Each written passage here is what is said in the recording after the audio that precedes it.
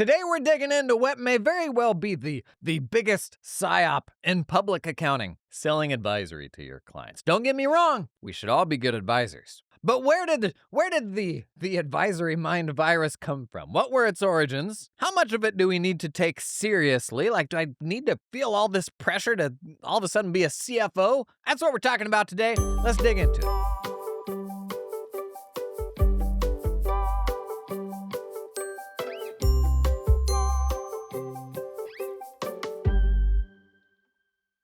All right, so for the last probably decade, a huge percentage of the education being put in front of public accounting firms has been around the imperative that is leaning into, quote unquote, leaning into advisory and selling advisory services to our clients. And it's framed all sorts of different ways, from being a more profitable way to run your firm to it being this business imperative because automation or RPA or AI or something like that is going to take away all the stuff that we do today. And so on the other side of that, the only thing that's left is advisory. And all of these things have nuggets of truth. And so today, like, what I actually want to show you is why this is such a massive story, why it's a narrative that's pushed so hard so that we can be more aware of where we learn from and who we're getting our information from going forward, because there's 100 versions of this going on now, even a lot of new stuff cropping up around AI.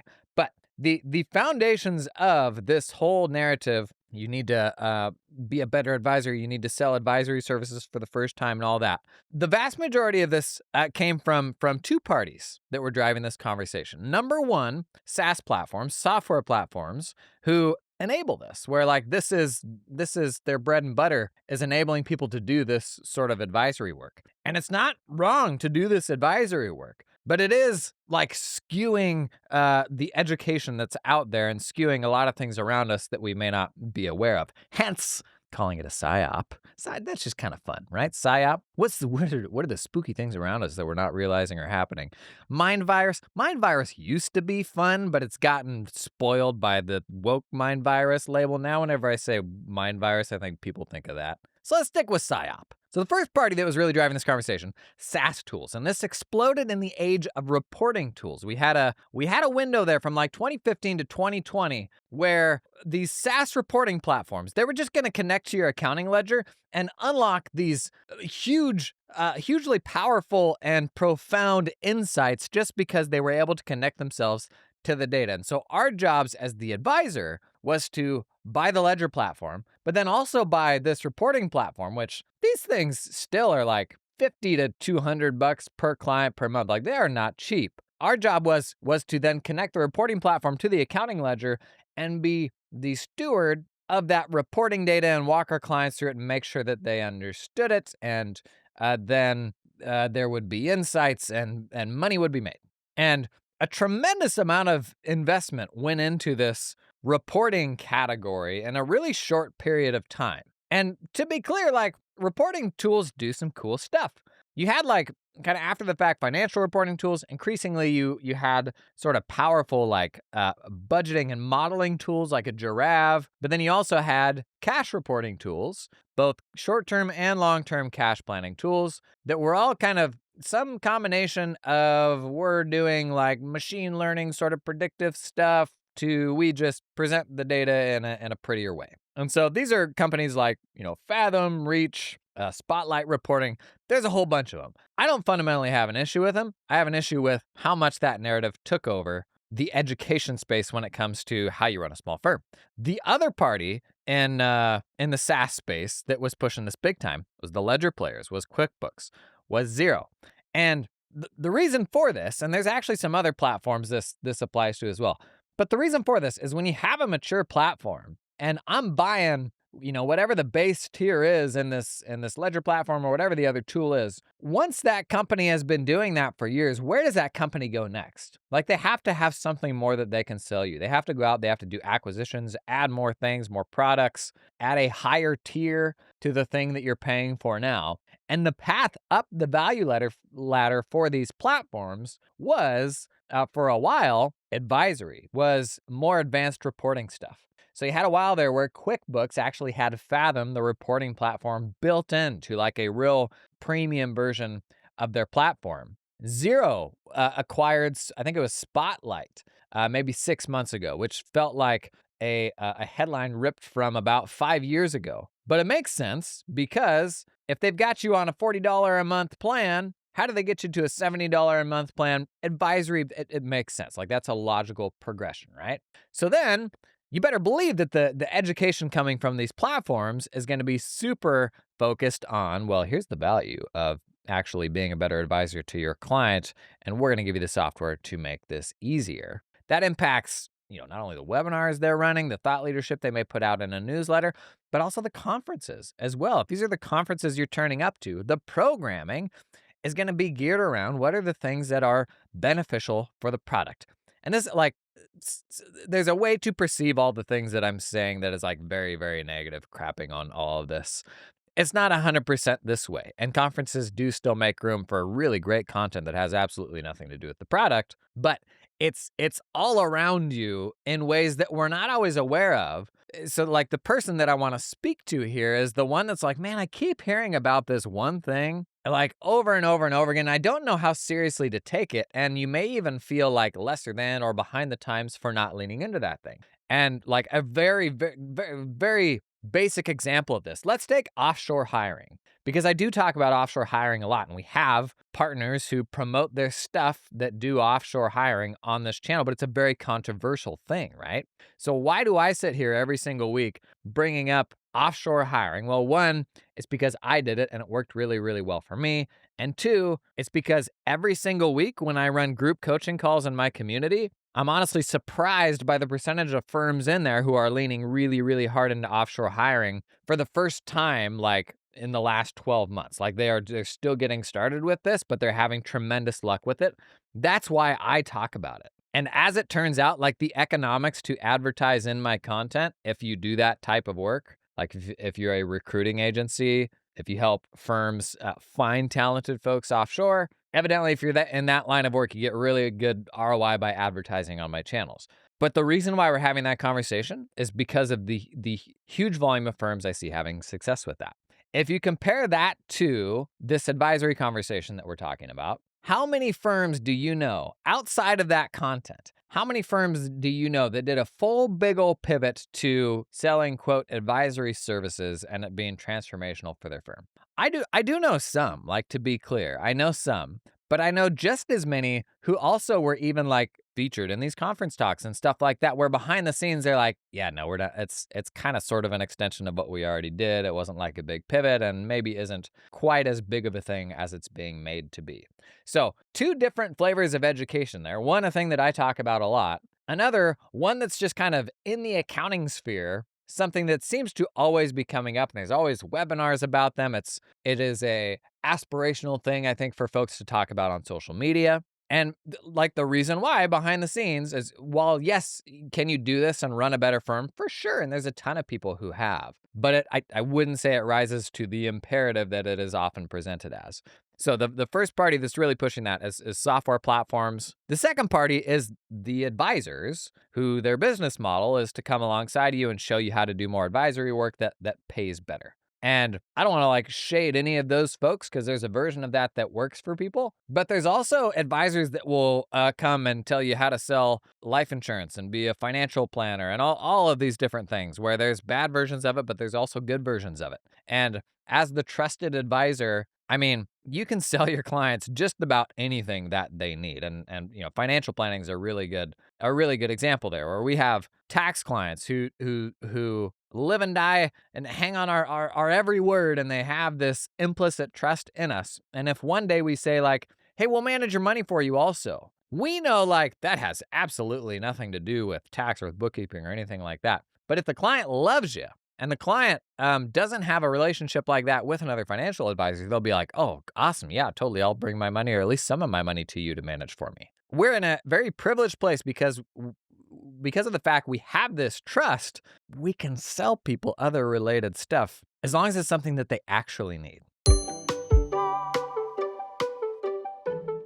This episode is sponsored in part by the folks at Canopy. Canopy, the practice management system.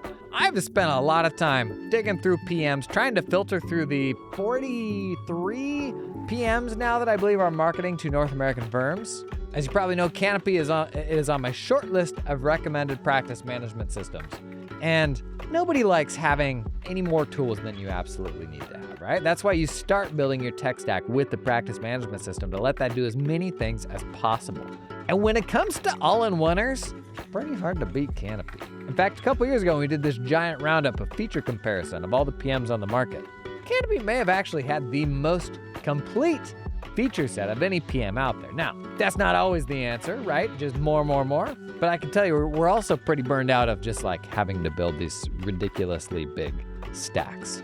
So having a PM behind your firm who has the mindset of, we want to try to pull everything that we can into one platform for you, and to know they're going to keep investing in that in the future, I can get behind that. I'm a big time tech nerd, but I also don't like playing software night janitor.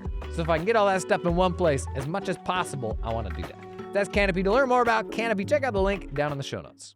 This episode is sponsored in part by TeamUp, who helps you directly hire talented accountants in the Philippines. Why do you hear so much about the Philippines specifically? It used to be like India, right? Why is the Philippines caught on? A few things that I'm stealing from this excellent salary guide TeamUp put together. You can swipe that down in the show notes. 4 reasons for why the Philippines is caught on. 1, they've got a critical mass of talent. Loads of people there with decades of experience and also just coming out of school. It was the only time in my firm running journey where I knew I could start the hiring process and have somebody within 30 days. In fact, I just talked with someone who did that like within 14 days. So the talent is there. 2, English fluency.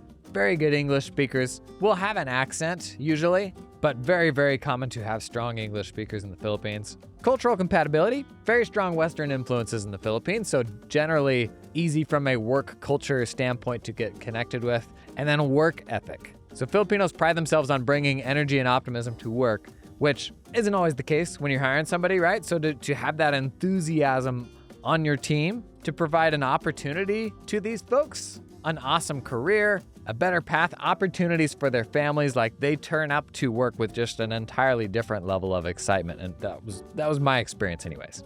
TeamUp's put together a great guide for how to get started with this stuff. Swipe that one down in the show notes. The clients that we're working with, they have a changing set of needs that could be all sorts of different things, from maybe different types of regulatory compliance that are maybe specific to an industry. Maybe it's navigating a hard tech change that AI is driving. You think about when we went to the cloud back in the new kind of earlier cloud accounting days. You look at e-commerce sellers, for example. They had tremendous logistical headaches and still do, getting all that transactional data into the accounting system or an aggregated version of it, just like even knowing how to navigate that. A very niche problem to try to navigate. And what I would love to see is, rather than like this blanket be an advisor, sell advisory, rather than this blanket, here's this thing that we should sell all of our clients, let's actually solve very specific to those client pains. Because I think what makes us relevant long-term and makes us one of one and being able to charge more for our work and all that is expertise through a very, very specific lens. So what are the problems that loggers have, or phlebotomists have, or anesthesiologists have? Anesthetists? I don't know. To me, the solution for this is the same thing that we always talk about, which is today I have client 1.0, but I can see a client 2.0 where all of those clients are actually my A clients today. So today on the client list, I've got A, B, C, and D clients. What would a client list look like that's just A clients? That'd be pretty sick, right? That's client list 2.0. But when you get to 2.0, then you're like, oh, dang, we actually have this client here that just said yes to this YOLO price. They're actually paying twice as much as any of my other clients, and they're incredibly happy to do so because we just found a new pain point that we can solve for them. Maybe then client list 3.0 just looks like that new A client. And now, like, your firm is 4 to 5x as profitable as it was before. But that only happens by making incremental developments and being very in tune with the things that pain your clients. And it's one thing to listen and have deep conversations with clients and hear those common pains. It's a whole other thing to have to educate a bunch of your clients on, here's this thing that you should pay me more money for than the other stuff that I do. I know you don't need it today, but let me tell you why. There's a world where you can do that, and it is possible, but that's hard. And there's a version of that that goes too far. Like your $500,000 a year client, like $500,000 top line, who comes to you and says, you know what I need is a CFO. My advice to that person is not going to be, yes, let me pull you into this very premium service offering I have. My advice to them is going to be like, no, you don't, Jim. You're running an itty bitty business, and a CFO is going to cost over half of your top line every year. The ironic thing with how you actually run a scalable advisory service is it usually starts with that one person that's the unicorn that can shoot from their hip and be the good advisor and speak experience into, a pretty wide breadth of client situations and generally be helpful. But while that person can build that practice up, when they look around them, all the people that they've hired, most of them are going to have that secret sauce. So the problem is always, how do I scale this secret sauce? It's why it's very hard to run a fractional CFO firm where the people who come work for you wouldn't be better suited to just go off and serve those clients themselves. And so the path to a scalable advisory practice is advising to a system, is getting to a more productized version of how you do advisory, which is only really possible if you're doing it through a very specific lens. Like you can have like a kind of 4-step framework for how to advise, but for any old small business, that 4-step framework is kind of going to suck. As opposed to that 4-step framework for taxidermy companies. Awesome. You're probably the only one doing this. You're the only game in town or online talking about advisory for taxidermy companies. So it's not a super high bar. And that 4-step framework is very specific to what they do. That's great. Now I've got a more productized way to do advisory. But then, like, what is the ultimate path of productization? What's the most turnkey version of productization? It's building software. It's a software platform then doing that advisory for you. And now the snake has fully eaten its tail. You've become the software platform. And I think if it were truly that easy to do fully productized advisory, wouldn't a software platform have already nailed it? Where like any company can just plug in their accounting ledger and then get these incredible insights. There's a lot of companies that have tried to do this, none that have done it to huge effect. Even inside of QuickBooks, you've got like Intuit Assist, and we've had kind of these different versions of advisory built into different platforms, and none of them have gotten a tremendous amount of traction because, in my opinion, it's very hard to give really helpful, actionable advice that can be generalized across different types of businesses. Now, if you can land on a framework that you can scale the heck out of, and that's extremely rare, very hard to do, has to be through a very specific lens for a very specific type of person.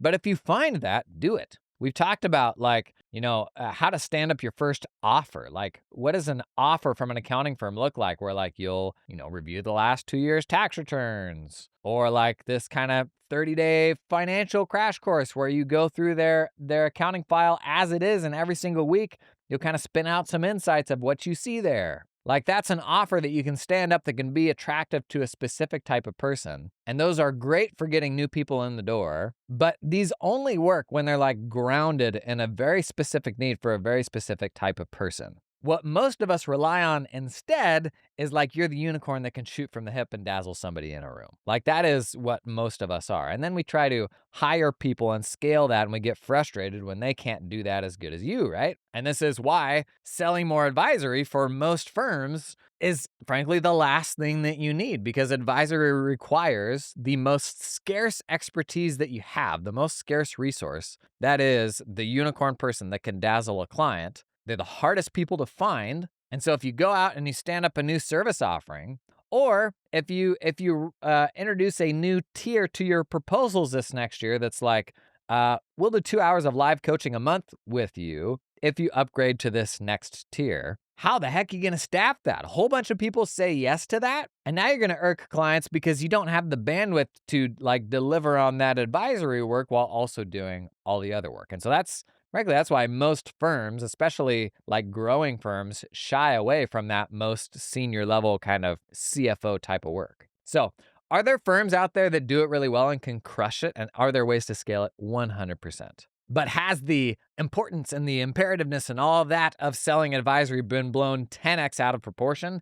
Yes. I would say if selling that type of work is your sweet spot, is what you love doing, 100% do it and actually leverage the software platforms that'll make it way easier to do that work well. But if that's not you and that's not how you've made your hay thus far, I don't think you're missing out on anything by not going and doing that 7-day sweat lodge retreat to learn how to sell an entirely different type of work that you may not even know how to staff yet. There may be versions of that's helpful for folks, but I think it's blown out of proportion because the people that are doing the educating in our space, they have a lot to gain by that. And so how do we be aware of the psyops that are happening around us to get access to better education and understand the incentives of what people are putting in front of us? Well, for one, anything that's a software webinar from a vendor, recognize it for what it is. They're not doing it unless it isn't somehow good marketing for them. And that in no way is unbiased.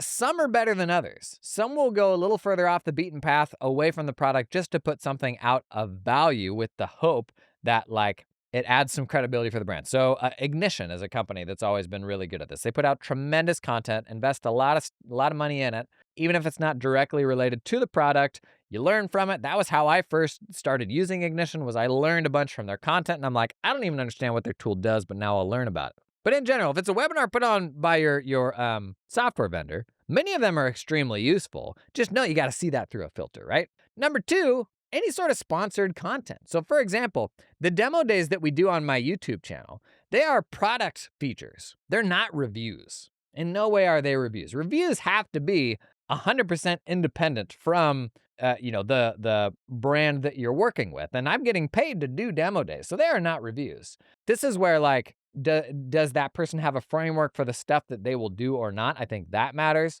I only do demo days for products that I actually recommend. And so we will recommend products, and then we do outbound to those brands to say, would you be interested in sponsoring this or that? This next Sunday's video, Keeper had a really big call out in the video. I emailed the CEO, Ben Stein. I'm like, hey, here's the deal. I'm doing this video. It's about X, Y, and Z. Keeper's got a really juicy call out in it.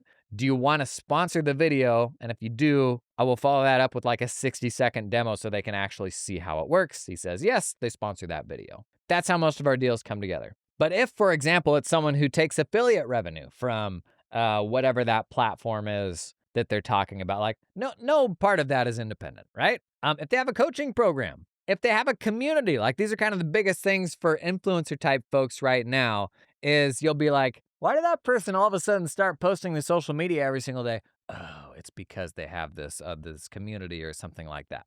Honestly, it's why I am just so overly cautious about talking about my community, because I just don't want to, the trust, people being able to trust these channels, there's nothing more important to me than that. The moment that you lose people's trust, they're going to stop listening to you. Because when I look around in the accounting space, there's just so few people who will speak their minds. You see all these, many of the same people that are trotted around at conferences and webinars and stuff like that, and you talk to them behind the scenes and they're like, meh, they're not as enthused, or the messaging of what is stood up in this webinar or conference talk may not even be something that they're 100% bought into. And because 90% of the educational content that we have out there to consume is through a sponsored lens, that's what gets me excited about doing what I do, hopefully in a more independent way. Maybe I'm psyoping myself, but that's the entire purpose of these channels existing to me. So that trust is so important. It's like when you make that friend and then they have you over to the house for the first time and you find out they're in an MLM and now they want you selling Tupperware or something like that. That sucks, right? When you're like, oh, dang, I thought we hit it off. Oh, I thought that this was really useful, really helpful, but it turns out there's a hard sell at the end of this, or it turns out they've got this way that they make money. And, you can't blame them for that. What else are you going to do? And hopefully most of these people, they're going into this line of business because they truly believe in it. Today's episode is sponsored in part by Cloud Accountant Staffing. They will help you find super talented accountants in the Philippines, but they're not just going to drop off the map after that. They will help you with a lot of the logistical issues that come with hiring folks in a whole other country. How do I get them a computer? Very basic IT things like that. What happens if they wake up one day and their computer doesn't work? How do they get a replacement? How about power outages? I was talking with the Cloud Accountant Staffing folks the other day.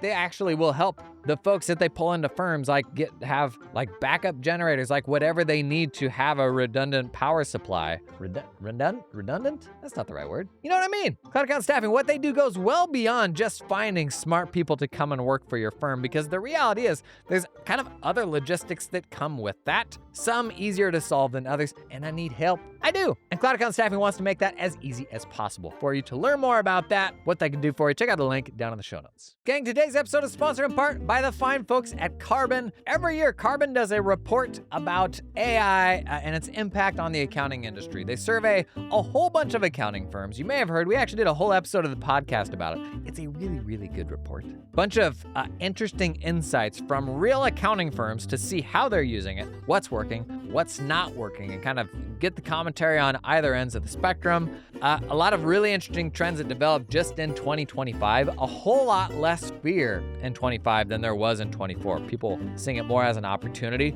Still a very big divide in the excitement of leadership versus staff level folks. It means we as leaders need to be doing a better job communicating and normalizing AI as a part of work so that it's not this amorphous, spooky thing that folks kind of are unsure of. Lots of exciting stuff happening there. I'll link access to that AI report down in the show notes. Totally worth checking out. I think you'll like it. Kind of what all this gets me to is what then is the most real, transparent source that I can trust? Nothing beats other people who are doing the thing. Other firm owners. How do I make a whole bunch of friends that are doing this? And this is, real quick, this is sounding like me shilling for my community again. Because the biggest, most eye-opening moment I had was at XeroCon in 2018, when I hadn't done much stuff outside of my firm bubble, and I sat down and I had a bunch of conversations with other people who were at different points on the journey than me, and I was like, I could care less about the people on stage right now. Can you just give me more time with the practitioners that are here? This is where I'm learning. That's why I went out and created a community, was I wanted folks to be able to meet each other in a safe space, a space to have permission to meet a whole bunch of other accounting firm owners and to facilitate those connections for them. That's kind of what my whole business is built on. But you don't need my community to do that. You need to be willing to be the one to send the weird DM. I've got how old are they? I got a 4, 6, and an 8-year-old now. They're getting big. There's people that have tuned into my stuff from when I had a 0 and a 2 and a 3-year-old while I was running a 40-person firm and publishing 2 YouTube videos a week. What were you running from, Jason? Anyways, my kids, really hard for them to walk up to a kid they don't know and introduce themselves and then start that thing. Let's not lie to ourselves. Exact same thing with adults, the fear of rejection.